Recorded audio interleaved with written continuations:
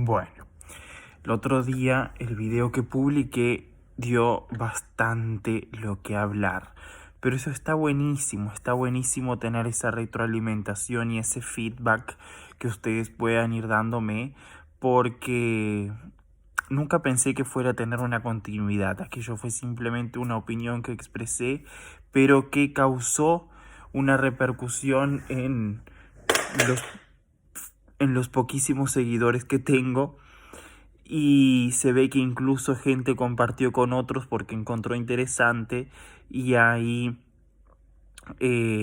personas que ni seguían mi perfil me hicieron preguntas. Y bueno, quería responder algunas preguntas y algunas inquietudes que surgieron, porque cuando yo dije que teníamos que estudiar teología, porque la gente se está entrando en pánico creyendo que lo que estamos viviendo por causa del coronavirus, y máxime a esto se suma la cuestión de que hoy entra en erupción una serie de volcanes de un anillo volcánico, y esto causó conmoción también.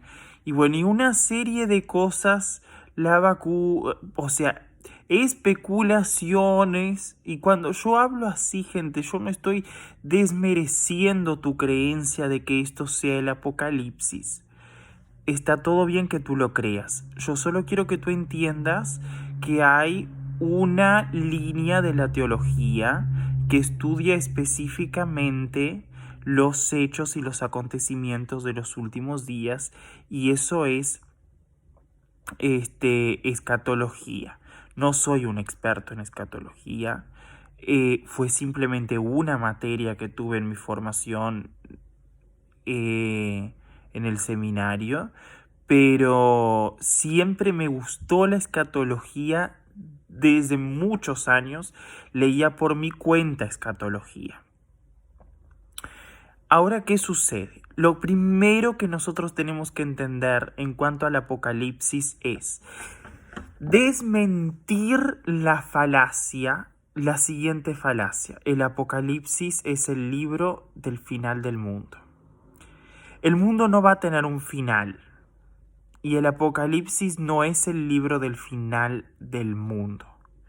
Muy por lo contrario, el apocalipsis en el original del griego, porque acuérdense que cuando nosotros estamos en el Nuevo Testamento, vamos a estar hablando de griego y algunas partes en arameo cuando Jesús hablaba, algunos trechos, algunos segmentos de la Biblia relatados por Jesús cuando están hablados en primera persona, y entonces ahí Jesús algunas veces hacía uso del arameo.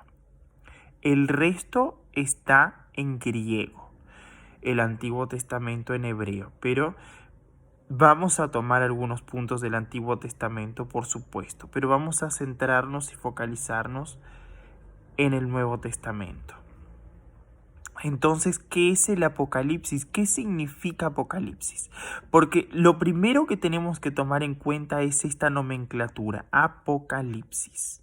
Porque de ahí surgen películas, de ahí surgieron series, de ahí surgió literatura, de ahí surgió especulación, de ahí surgieron creencias, de ahí surgieron tabúes, de ahí surgieron mitos y de ahí surgieron mentiras. Pero la Biblia va a decir en un primer momento que conoceréis la verdad y la verdad os hará libre. Y si conocemos al Hijo de Dios, Él verdaderamente nos libertará. Y la primer regla de la hermenéutica, es: la Biblia se explica con la Biblia. Entonces yo no voy a ir a priori a ningún libro extra que no sea la Biblia para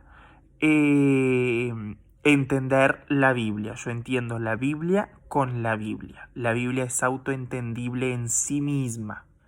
¿Por qué? Porque nosotros que tenemos un espíritu regenerado, tenemos la capacidad de entender las Escrituras por medio del Espíritu Santo que nos iba a enseñar todas las cosas.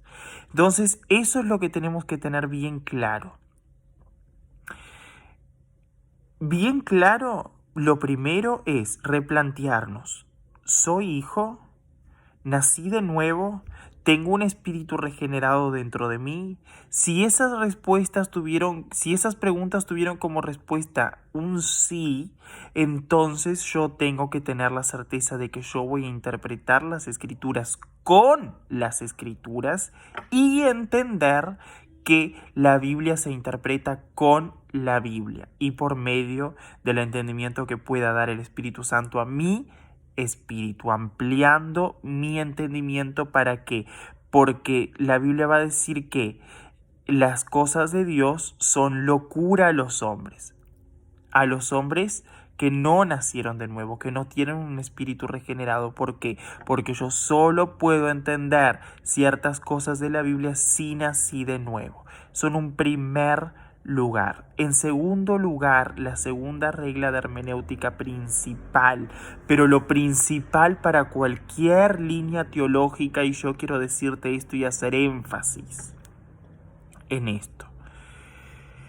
Cualquier religión, cualquier iglesia, cualquier pastor, cualquier ministro del evangelio que te diga lo siguiente: la Biblia contiene palabra de Dios. La Biblia es parcialmente la palabra de Dios.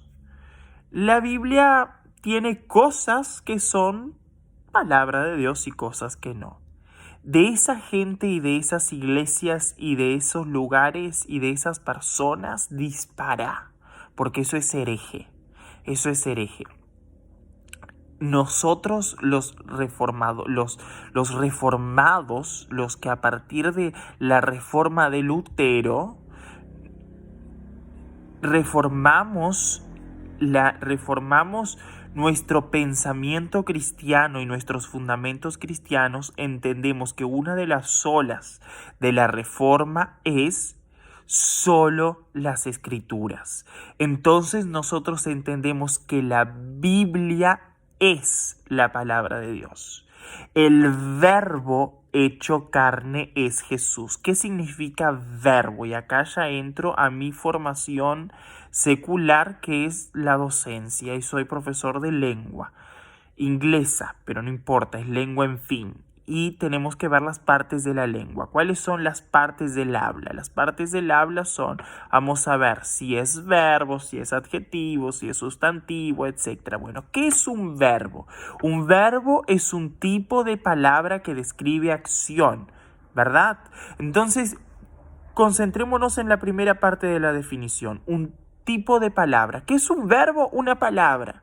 Entonces, el verbo se hizo carne. Cuando en el libro de Juan dice que el verbo se hizo carne, entonces nosotros entendemos que el verbo, la palabra, o sea, la Biblia, se hizo carne y ella encarnó en Jesús. O sea, la propia Biblia, cuando tú tomas la Biblia en tus manos, esa es la palabra de Dios, ese es Jesús. Ese es el verbo, esa es la Biblia. Por eso tenés que amar tanto las escrituras, porque la propia escritura es el propio Jesús que un día se hizo carne, pero que no es que esas hojas, ese papel sea Jesús. Por favor, no me malinterpreten. Es que lo que está escrito allí, pero cualquier punto, coma y morfema y grafema allí escrito es la palabra de Dios, es el propio Jesús, es el Cristo. Bien, entonces teniendo eso en cuenta, vamos nuevamente a lo que nos llama el video de hoy, que es el Apocalipsis. ¿Qué es el Apocalipsis? El Apocalipsis es la revelación de la persona de Jesucristo. Juan fue llevado a la isla de Patmos, y en la isla de Patmos tuvo una revelación de la persona de Jesús en otra dimensión. ¿Qué dimensión? El cielo. Juan conocía a Jesús. Juan fue discípulo de Jesús. O sea, ¿Juan necesitaba una revelación de quién era Jesús? No, Juan conocía a Jesús. Juan fue el único discípulo que no fue ejecutado como los otros, no fue mártir como los otros. Juan fue arrebatado en la isla de Patmos, porque estaba prisionero en la isla de Patmos, y allí tuvo una revelación. Tanto que si nosotros tomamos una Biblia en inglés, no va a decir Apocalipsis. La Biblia en inglés va a decir Revelation. ¿Qué quiere decir esto? Revelación. Entonces, el Apocalipsis, a priori, hay mucho para desenvolver en relación al Apocalipsis y lo vamos a ir viendo de a poco. Pero el Apocalipsis a priori es eso, la revelación de la persona de Jesús en otra dimensión, en su dimensión original, o sea, en la dimensión celeste. Juan va a contar su experiencia en el cielo, cuando él llega al cielo, pero no en calidad de un muerto que llega al cielo. Voy a tratar de usar términos más comunes para que todos podamos entendernos, sino que él llega en calidad de arrebatado al cielo. En esa calidad de arrebatado que él llega al cielo, él va a tener una cantidad de visiones y experiencias celestes en las cuales él va a descubrir y va a tener una revelación de la persona de Jesús, y va a empezar a contar y describir en ese libro, que es el último libro de la Biblia, cerrando el canon para nunca más ser abierto, cerrando el canon allí para nunca más ser adulterado. Eso fue otro proceso histórico que también habla de la legitimidad de la Biblia como palabra de Dios y no como un libro que contenga la palabra de Dios. Pero eso también es materia aparte. Y entonces ahí vamos a ver la revelación de Jesucristo en un primer momento. Después también Juan va a hablar de palabras que Dios entrega a los 7 ángeles de las 7 iglesias.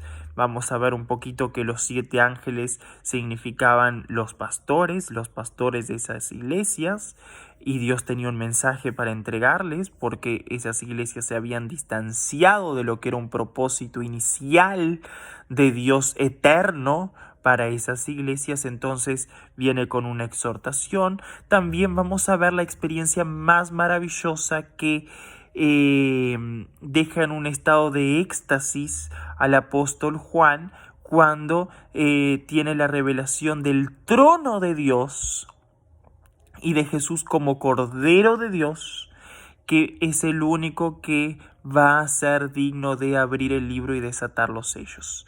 Pero voy a pausar este video para que no quede tan largo y nosotros podamos seguir en el próximo.